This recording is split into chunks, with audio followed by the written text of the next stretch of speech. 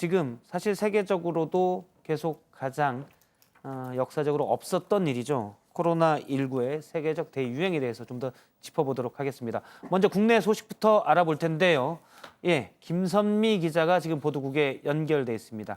김선미 기자, 국내 코로나19 확진자 추가 확진자 수가 지금 현재 전체로 누적적으로 9천 명을 넘어섰죠.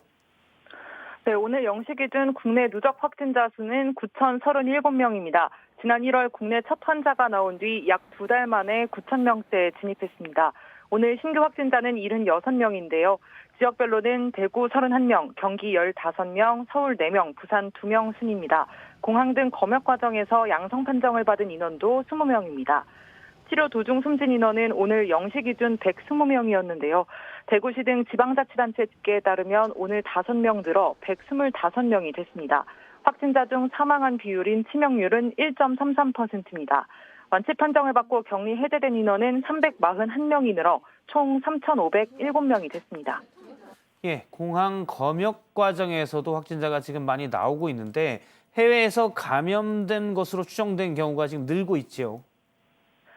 네, 오늘 신규 확진자 76명 중 22명은 해외에서 입국한 뒤 확진 판정을 받은 경우였습니다. 유럽에서 출발한 입국자가 18명, 미주 지역이 4명입니다. 이들을 포함해 현재까지 해외에서 감염된 것으로 추정되는 국내 확진자는 모두 171명입니다. 정부는 우선 유럽발 입국자 전원에 대해 코로나19 검사를 실시하고 있는데요.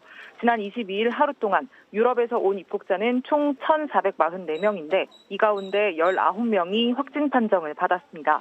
정부는 어제도 유럽에서 1,203명이 입국했고 이 가운데 101명이 코로나19 의심 증상을 보였다고 설명했습니다. 예, 정부가 지금 사회적 거리두기를 상당히 강조하고 있는데 방역 지침을 위반한 국내 종교시설과 유흥시설 등의 행정명령을 내렸다고요?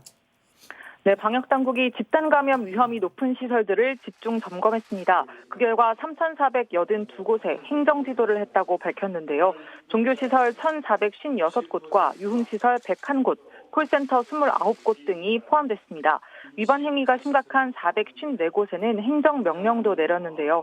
정부는 집단 감염 발생 위험이 큰 시설은 입장할 때 발열 여부 등을 확인하고 2m 이상 거리를 유지해야 한다고 설명했습니다. 지금까지 보도국에서 전해드렸습니다.